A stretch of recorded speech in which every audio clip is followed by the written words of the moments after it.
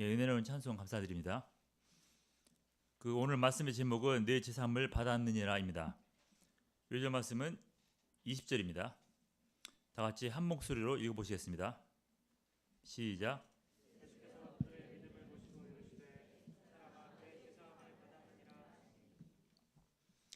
행복한 가정은 서로 닮았지만 불행한 가정은 모두 저마다의 이유로 불행하다. 톨스토이의 소설 안나 까라레나의 첫 문장입니다. 사람들은 시대와 환경에 따라서 저마다의 문제와 고난 속에서 고통합니다. 하지만 그가 어느 시대에 어떤 환경에서 사는 사람이든지 예수를 만나는 이들은 진정한 행복을 찾을 수 있습니다. 왜냐하면 예수님의 제사함을 통해서 하나님의 자녀가 되고 또 하나님과 함께하기 때문입니다. 오늘 말씀은 예수께서 나병 환자 중풍병자를 치유하시는 사건입니다.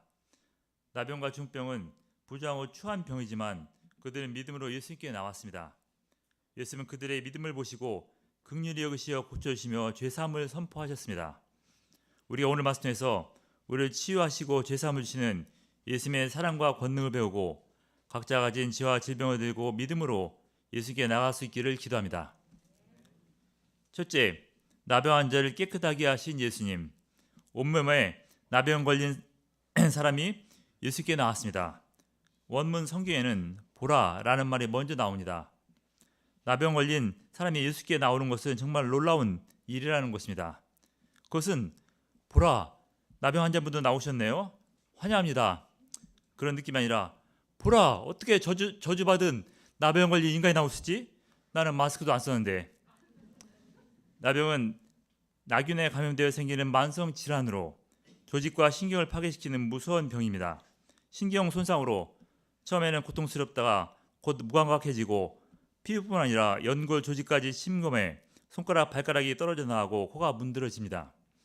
부패한 시체, 좀비 같은 형상으로 랍비들은 나병 환자가 치유받는 것은 죽은 자를 살리는 것보다도 더 어렵다고 여겼습니다. 나병은 전염성이 강해 사회와 가족들에게 추방되어 혼자 동굴 속에 살며 인간의 모든 권리를 박탈당하고 인간 폐업을 해야 했습니다. 율법에서도 부조한 병으로 규정되어 길을 갈 때도 옷을 찢고 머리를 풀어헤치고 입술을 가리고 부정하다 부정하다 소리치며 사람들을 피하야 했습니다. 무엇보다 나병은 하나님의 징계로 생긴 저주받은 병이라 여겨지고 오직 하나님만이 고칠 수 있다고 여겼습니다. 그런데 한 나병 환자가 좀비를 본 것처럼 놀라는 사람들을 뚫고 예수님 앞에 나와 엎드렸습니다. 주여, 원하시면 나를 깨끗하게 하실 수 있나이다. 이 나병 환자는 모든 소망이 사라진 지옥 같은 어둠 속에서 우연히 예수님의 소문을 들었습니다. 병자뿐만 아니라 귀신 들리는 자까지 고쳐주신다는 소문에 절망 가운데 희망을 가지게 되었습니다. 예수님의 귀신을 내쫓는 능력으로 자신도 치유받을 수 있을 것이라고 믿었지만 과연 자신 같은 저주받은 자를 고쳐주기를 원할까 확신이 들지 않았습니다. 하지만 예수께서 예수님께 가다 돌에 맞아 죽는 한이 있어라도 하루만이라도 사람처럼 살다가 죽고 싶었습니다. 끊임없이 자신의 발목을 잡는 자의식과 두려움을 물리치고 그는 하늘에 사무치는 간절함으로 예수께 나왔습니다. 예수께 나갈 때 가장 중요한 것은 간절한 소원입니다. 예수는 베데스다 목가에 누워있는 중풍병자를 보시고 가장 먼저 내가 낫고자 하느냐 물으셨습니다. 낫고 싶지 않은 병자가 있을까 생각되지만 오랜 실패와 좌절 가운데 낫기를 포기하는 이가 많습니다. 희망 고문이라는 말이 있습니다. 희망은 모든 악 중에서도 가장 나쁜 것이다. 그것은 인간의 고통을 연장시키기 때문이다. 신은 죽었다고 말한 니체의 말입니다. 전망적인 상황 속에서 희망이 아예 없다면 포기할 수 있지만 1%의 작은 희망이라도 있을 때 포기하지 못하고 오히려 더 괴로운 상황이 됩니다. 모든 노력과 바람에도 결국 실패하면 간절히 바란 만큼 더 큰 절망과 상실감에 시달리는 희망이라는 고문이 됩니다. 희망 고문을 피하는 가장 좋은 방법은 빠른 체념과 포기이고 또 그러면 더 이상 상처받는 일도 없습니다. 하지만 믿음은 간절한 소원으로 희망을 붙드는 데서 시작됩니다. 믿음은 바라는 것들의 실상입니다. 그러나 나병 환자는 간절로 나왔지만은 적절히 예수님께 자신의 병을 고쳐달라고 매달릴 수 없었습니다. 애타는 심정으로 사람들을 뚫고 예수께 나왔지만 예수님 앞에 엎드려 고개를 들지 못하고 가까스로 간구하였습니다. 주여, 원하시면 나를 깨끗하게 하실 수 있나이다. 어떤 사람은 원하시면이란 말에서 이 병자가 믿음이 부족한 것 같다고 말합니다. 정말 믿음으로 나왔다면은 맹인, 소경, 거지, 바디메오처럼 다윗의 자손 예수여 나를 불쌍히 여기소서 외치며 간청했을 것이라고 말합니다.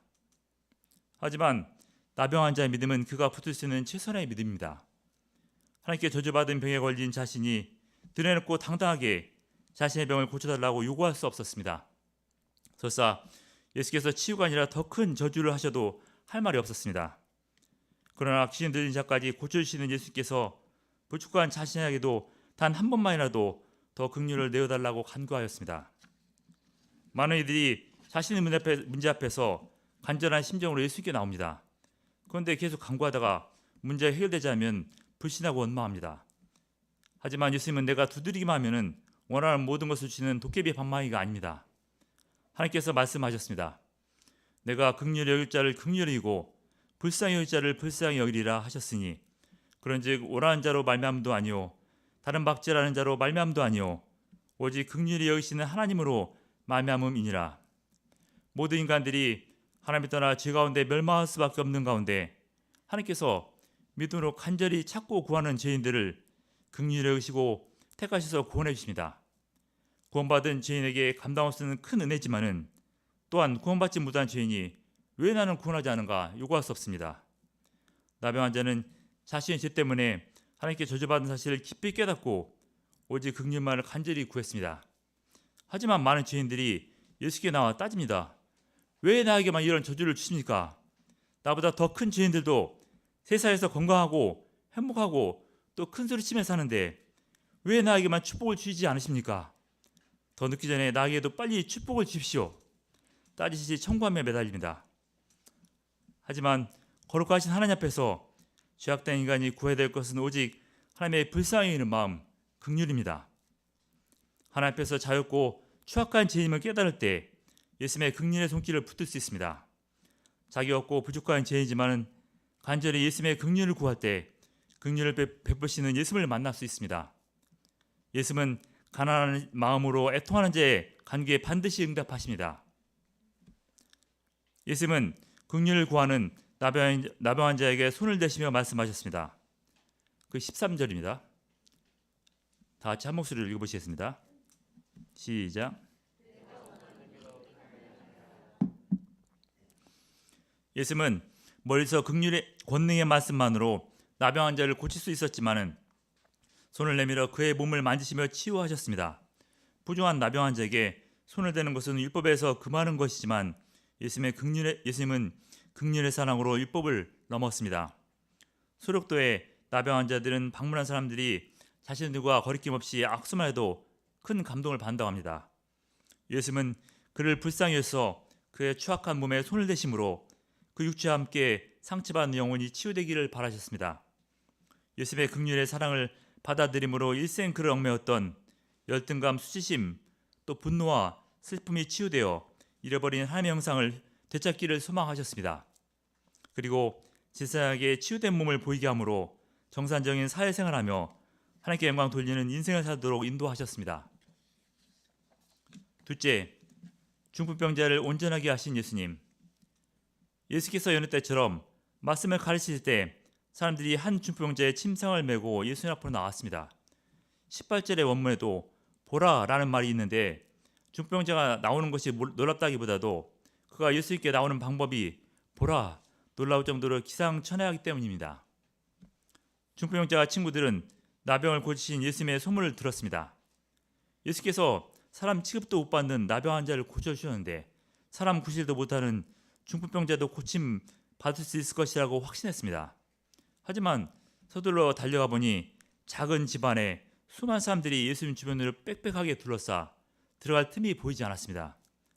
보통 병원처럼 5분 간격으로 환자를 진단하고 치료해도 오늘 하루가 다 갈 텐데 예수님이 가르치시는 말씀이 끝없이 이어지면서 언제 치료가 시작될지도 모르는 상황이었습니다. 돌아가느냐 기다리느냐 갈등 끝에 그들은 결국 합심해서 기도할 수밖에 없었습니다. 처음 무릎 꿇고 엎드려 기도해도 길이 보이지 않자 하늘을 우러러 기도하다가 지붕에서 길을 찾았습니다. 지붕을 뚫고 또 중풍병자의 침상을 예수님 앞으로 달아내리자 모든 이들이 보고 충격의 도가니에 빠졌습니다. 하지만 그런 소동 가운데서 예수님은 그들의 믿음을 보셨습니다. 집주인은 수리비로 얼마를 청구할지 구멍난 지붕을 보았습니다. 서기관들은 불꽃 같은 눈으로 질서를 무너뜨리는 이기심의 죄를 보았고, 또 무리들은 얼마나 큰 빽을 가진 병자에게 이렇게 낙하산 인사로 예수님 앞에 직접 내려올 수 있는가 봤습니다. 사람들은 그들의 행동과 나타난 결과를 보고 판단하지만 사실 대부분 자신들이 보고 싶은 것만을 봅니다. 하지만 예수님은 행동 뒤의 근본 동기, 믿음을 보셨습니다. 예수님을 믿는 자들을 통해서 역사하십니다. 그럼 예수님께서 중풍병자와 친구들의 어떤 믿음을 보신 것입니까? 그들의 믿음은 중풍병을 고침받고자 하는 간절한 소원에서 시작되었고, 또 나병 환자를 고치신 소문을 들음으로 믿게 되었습니다. 그들은 나병 환자처럼 어찌하든지 예수께 나아가기만 하면 병 고침을 받을 수 있다고 믿었습니다. 그것은 예수님의 능력과 사랑에 대한 믿음으로 단순하지만 강했습니다. 그들은 그 믿음으로 막힌 한계 앞에서 지붕으로 향한 길을 찾을 수 있었고, 또 믿음으로 지붕을 뚫을 수 있었습니다. 그들은 믿음으로 길이 없는 곳에 길을 만들었습니다. 믿음은 예수께 나가는 길을 찾는 데서부터 시작됩니다. 그 히브리서 11장 6절을 다 같이 한 목소리로 읽어보시겠습니다. 시작.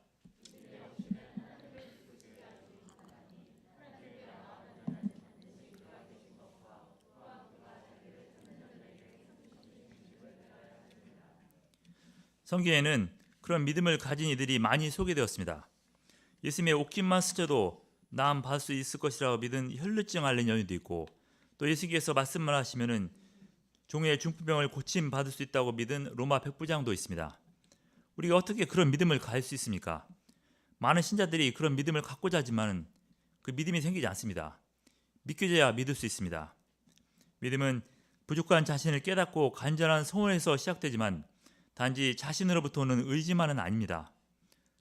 중풍병자는 자신 같은 자도 예수께 나아가기만 하면 고침 받을 수 있다고 믿었는데 그것은 나병 환자의 소문을 들었기 때문입니다. 그 소문을 듣게 된 것은 우연이 아니라 보이지 않는 하나님의 손길입니다. 믿음의 시작은 나를 택하시고 인도하시는 하나님으로부터입니다. 그래서 진정한 믿음을 갖기 위해서는 하나님의 음성을 들어야 합니다. 현재 우리는 성경을 통해서 예수께서 이루신 수많은 믿음의 증인들의 역사를 들을 수 있습니다. 단지 인터넷에서 떠도는 소문이 아닌 수많은 증인들이 인생을 바쳐 기록한 진리인 성경을 통해서입니다.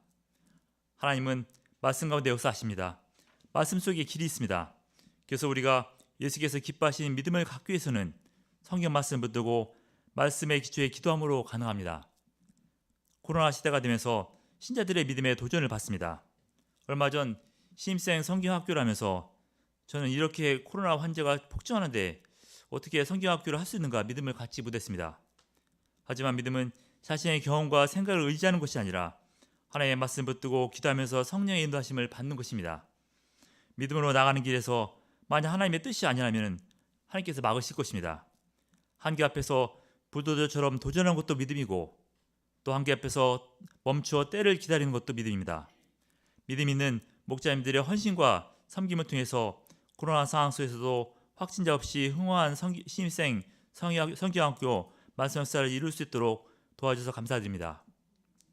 예수님은 믿음으로 나온 중풍병자에게 가장 좋은 것을 주시고자 하셨습니다. 그에게 가장 필요한 것이 무엇입니까? 중풍병자는 중풍병을 낫기 위한 간절한 소원 가운데 예수께 나왔기 때문에 그 중풍병의 치료처럼 보입니다. 중풍병에서 일어섰을 때 사람답게 살 수 있고 또 사람 구실을 할 수 있을 것 같습니다. 지금 예수님께 나가는 우리에게 가장 필요한 것이 무엇입니까? 건강입니까? 돈입니까? 아니면 좋은 직장과 나만을 사랑해 줄 사람입니까? 우리에게 이런 것들이 필요하지만은 가장 필요한 것은 아닙니다. 사람들이 자신이 간절히 필요한 것을 찾고 온다고 해도 또 진정한 기쁨과 행복을 찾지 못할 때가 많습니다. 왜냐하면 필요한 것이 채워지지 못해서가 아니라 지금 내가 정말 필요한 것이 무엇인지 알지 못하기 때문입니다. 예수께서 보시기에 중풍병자에게 중풍병의 치료보다도 더 급하고 또 중요한 것이 있었습니다. 20절을 보십시오. 다 같이 한 목소리로 읽어보시겠습니다. 시작.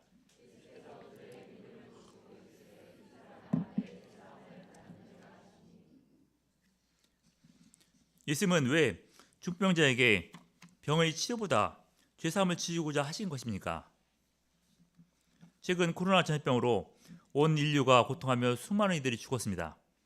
그동안 인류는 놀라운 과학기술과 의학의 발달로 많은 병을 정복했고, 또 어떤 이들은 머지않아 암과 죽음까지도 정복할 것이라고 자신했습니다.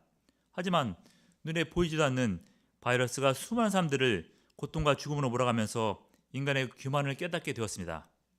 그럼 인간을 괴롭히며 죽음으로 몰아가는 질병은 왜 어떻게 생겼습니까? 그 과학자 제러드 다이아몬드는 자신의 책 총균쇠에서 인류를 두려움과 우입에 빠뜨렸던 많은 전염병, 감염병이 인류가 수렵 채집 생활을 하다가 농경 시대로 들어와 가축들을 키우면서 시작되었다고 했습니다. 나병, 천연두, 결핵, 홍역, 독감 등의 전염병이 소, 돼지, 염소, 낙타 등 인간이 농경 생활을 시작하면서 가축들로부터 전염된 것입니다. 혈관이 막혀 생기는 중풍병을 비롯한 현대의 성인병도 수렵 채집 시기 짐승을 잡기 위해서 열심히 뛰어다녔던 때는 드물었습니다. 하지만 그렇다고 다시 사냥하기 위해서 뛰어다니는 수렵 채집 시기의 원신으로 돌아갈 수 없습니다. 우리가 세균과 바이러스를 피하고 또 모든 외적 사고로부터 보호한다 해도 자신으로부터 생기는 질병을 피할 수 없습니다. 갈수록 많은 유전병이 발견되는데 그것은 병이 늘어났다기보다도 병을 발견할 수 있는 진단 기술이 발전됐기 때문입니다. 또 암은 전염성은 없지만은 섬뜩하게도 자신을 죽이려고 공격하는 자기 자신입니다. 인간의 유전자와 세포는 태어날 때부터 일정 시간이 지나면 노화되고 소멸될 운명으로 프로그램되어 있습니다. 질병은 죽음으로 향해 가는 인간의 피할 수 없는 숙명입니다. 인간의 질병과 죽음은 죄로부터 왔습니다. 아담의 첫 범죄 이후 인간은 죄를 지음으로 생명의 근원 대신 하나님과의 관계성이 파괴되고, 또 하나님을 떠남으로 마치 폿나무 줄기에서 떨어진 가지처럼 당장 죽진 않지만 서서히 말라가며 결국 죽을 수밖에 없게 되었습니다. 사람의 마음을 통찰하시는 예수님은 중풍병자의 근본 문제가 중풍병이 아니라 하나님을 떠난 죄 문제라는 것을 아셨습니다. 하루 종일 손발도 움직이지도 못하고 불쌍하게 누워만 있는 병자가 얼마나 많은 죄를 지었을까 생각할 수 있습니다. 하지만 죄는 하나님과의 관계성이 파괴된 것입니다. 하루 종일 누워 끝없는 불평과 저주의 생각의 늪에 빠져 지옥을 헤맬 수 있습니다. 처음 자기 뜻대로 되지 않는 세상을 판단하고 하나님을 불신하다 중풍병에 걸린 후 문병 오지 않는 친구들을 원망하고, 또 제대로 치료하지 못하는 의사를 원망하고, 또 이렇게 낳은 부모를 원망했습니다. 원망하고 불평하며 저주하면서 하나님과의 관계성이 파괴되고 또 하나님을 떠나 잃어버린 자가 되었습니다. 그 인생이 슬프고 고통스러운 것은 중풍병 때문이 아니라 하나님을 떠났기 때문입니다. 만약 엄마를 잃어버린 아이가 있다면 아이에게 가장 필요한 것이 무엇입니까? 그 아이는 엄마를 잃어버려 굶주리고 몸에 상처도 생기고 또 신발도 잃어버렸습니다. 물론 밥을 먹이고 상처를 치료하고 또 잃어버린 신발을 찾아주는 것이 중요하지만 더 중요한 것은 잃어버린 엄마를 찾아주는 것입니다. 엄마 없이 아무리 맛있는 것을 먹이고 좋은 신발을 사주어도 그 아이에게 진정한 행복이 될 수 없습니다. 중풍병이 내려가는 혈관이 막힘으로 몸에 마비가 오는 것처럼 죄에 빠지면 하나님과의 관계성이 막혀 소망 없이 무기력하고 패배적인 인생을 사는 존재가 됩니다. 예수님은 인간의 가장 치명적이고 벗어날 수 없는 죄의 병을 치료하기 위해서 오셨습니다. 예수께서 이 땅에서 하신 주요 사역이 세 가지가 있는데, 그것은 하나님의 말씀을 가르치시고 또 전하며 질병을 치유하신 것으로, 그것은 결국 인간의 죄사함을 위한 것입니다. 그런데 물속에 숨어서 예수님 말씀을 듣고 있던 서기관과 바리새인들이 마음속으로 격렬하게 반발하였습니다. 이 신성모독하는 자가 누구냐? 오직 하나님의 누가 능히 죄를 사겠느냐? 사실 그들의 말은 맞습니다. 죄는 하나님과의 관계성이 파괴된 것이고 오직 하나님만이 죄를 용서할 수 있습니다. 하지만 그들은 하나는 알았지만 둘은 몰랐습니다. 예수님이 죄를 사할 수 있는 분, 육신을 입고 이 땅에 오신 하나님이심을 몰랐습니다. 하나님의 말씀을 알면서도 예수님을 깨닫지 못한 그들의 죄는 무지가 아니라 시기심의 죄 때문입니다. 예수님은 그들의 악한 생각을 꿰뚫어 보시고 직접 죄사함의 권능을 보여주셨습니다. 사실 죄사함은 영적인 것으로 겉으로 드러나지 않지만 예수님은 불치병인 그 중병을 고치심으로 죄사함의 권능을 보여주셨습니다. 예수님은 중병자에게 말씀하셨습니다. 다 같이 24절 말씀 읽어보시겠습니다. 시작.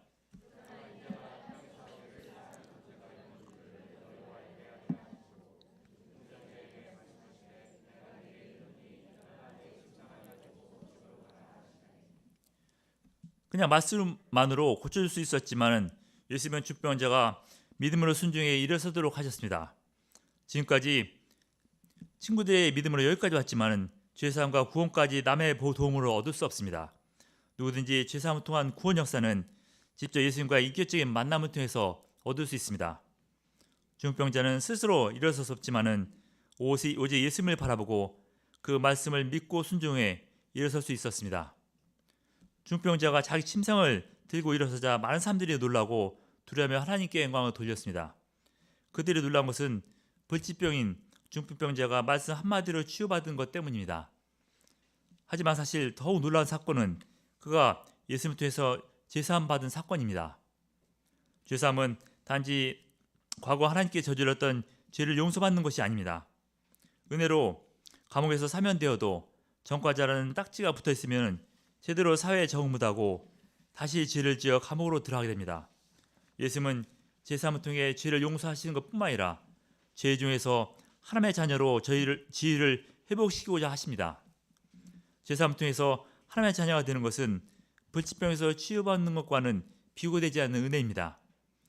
불치병에서 치유된다 해도 젊었을 때의 건강을 회복할 수 없고 나이가 들수록 다시 질병에 얽매이다 결국 죽게 됩니다.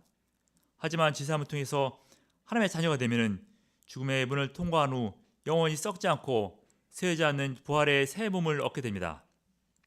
무엇보다 예수님은 제사함을 통해서 죄를 용서하심으로 영원히 우리와 함께 하시고자 하십니다. 예수님은 죄인들을 구원하시고 죄인들과 함께 하시기 위해서 육신이 있고 이 땅에 오신 하나님이십니다. 죄사함 받아 구원받은 신자들도 세상에서 얼마든지 질병에 걸릴 수 있고 또 세상 고난을 겪을 수 있습니다.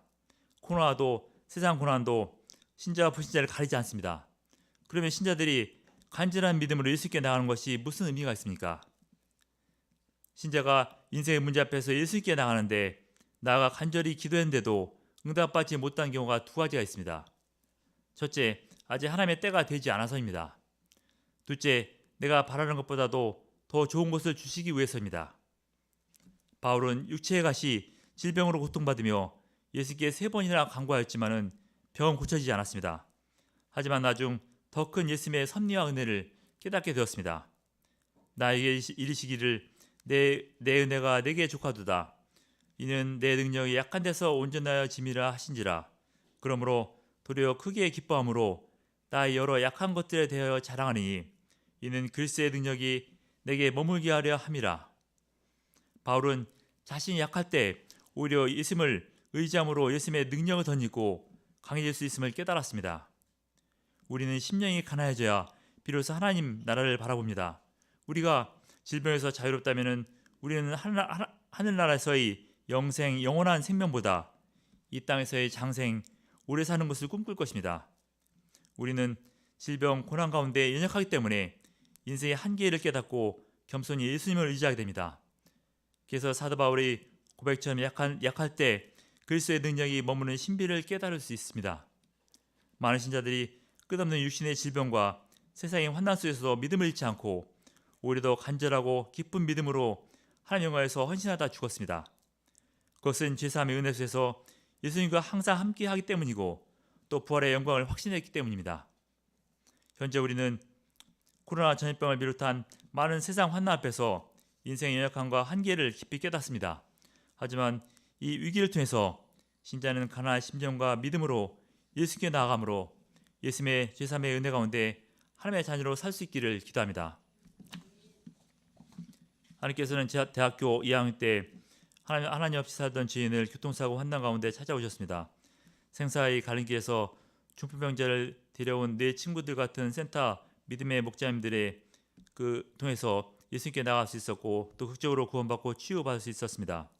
하지만 사고 때 할머니가 저희 사고 소식을 듣고 충격으로 쓰러져 중풍병자로 3년을 투병하시게 되었습니다. 저를 특별히 아끼던 할머니를 위해서 간절히 기도했지만 할머니는 다시 일어서지 못했습니다. 하지만 독실한 불교의 신자였던 할머니는 가난한 심정 가운데 동네 할머니들의 전도를 받아들여 예수님을 영접하였습니다. 돌아가기 전 다른 이들을 전도하면서 세례받고 부활의 소망 가운데 소천하셨습니다. 저는 이 체험을 통해서 부족하지만 죄사함을 주시고 또 치유하시는 예수님을 증거하는 인생을 살게 되었습니다. 최근 동생이 불치병으로 쓰러졌습니다. 어떤 검사와 치료에도 원인을 찾지 못하고 계속 나빠져 현재는 전신마비, 중풍병자처럼 누워 있습니다. 저뿐 아니라 많은 분들의 간절한 기도에도 상황이 안 좋아져 깊은 사망곤세에 시달리게 되었습니다. 하지만 이번 말씀에서 예수께서 동생의 인생 가운데서도 찾아오심을 깨닫습니다. 구원받은 후에도 끊임없이 세상의 질고에 얽매였던 동생을 질병의 고난 가운데 찾아오셔서 죄사함 주시며 함께 하시기 위해서임을 깨닫게 되었습니다. 아빠 동생이 의식이 머무는 동안 온전한 부활신앙으로 예수께 나갈 수 있기를 기도합니다. 부활의 믿음으로 하나님께 영광을 돌리고 또 하나님께서 이 인생을 통해서 하나님의 선한 뜻을 드러낼 수 있기를 기도합니다. 결론적으로 예수께서는 가난한 믿음으로 나온 나병 환자 중풍병자를 긍휼히 여기셔서 병 치유와 제3의 은혜를 주셨습니다. 육신의 중풍병이 치유된 증거는 스스로 자리에서 일어나는 것입니다. 그러면은 제사함 받았다는 증거가 무엇입니까? 수양회 때 소감 발표 사모님들이 소감이 너무 재밌어서 정말 은혜 받았어요 하면은 제사함의 증거가 됩니까? 물론 그렇게 증거를 받을 수 있지만은 제사의 증거는 본인의 내면에서부터 옵니다. 내면에서 오는 기쁨과 평안입니다. 나와 함께 하신 예수께서 주시는 내면으로부터 잔잔하게 샘솟는 기쁨과 평안입니다. 또 죄가 주는 두려움과 걱정과 수치가 사라지고 자신감과 적극성이 생깁니다. 죄 중에서 하나님의 자녀로 변화됐기 때문입니다. 더 나아가 인생의 목적이 달라집니다. 자신만을 위해서 살던 자가 하나님의 자녀로서 하나님 영광을 위해서 살게 됩니다. 한 미국 신학자가 신앙이 성숙해짐에 따라서 기도도 3단계로 성숙해진다고 말했습니다. 첫째 단계, 나에게 주십시오. 기쁨이. 둘째 단계, 나를 바꿔주십시오. 체인지미. 셋째 단계, 나를 사용해 주십시오. 유스미. 우리가 간절한 인생 문제 앞에서 예수께 나감으로 하나님의 자녀로 변화되어 하나님 영광에서 쓰임받는 자들이 될 수 있기를 기도합니다. 기도하고 마치겠습니다. 사랑하는 충만하신 하나님, 오늘 나병 환자와 중병자를 치유하시고 죄사함 주시는 예수님을 배웠습니다. 우리가 죄사함으로 우리를 구원하신 예수님의 은혜를 붙들고 어두운 시대에 하나님의 자녀로서 또 예수님과 동행하며 또 하나님 영광에서 쓰임받는 자들이 될 수 있기를 기도합니다. 예수님의 이름으로 기도드렸습니다. 아멘.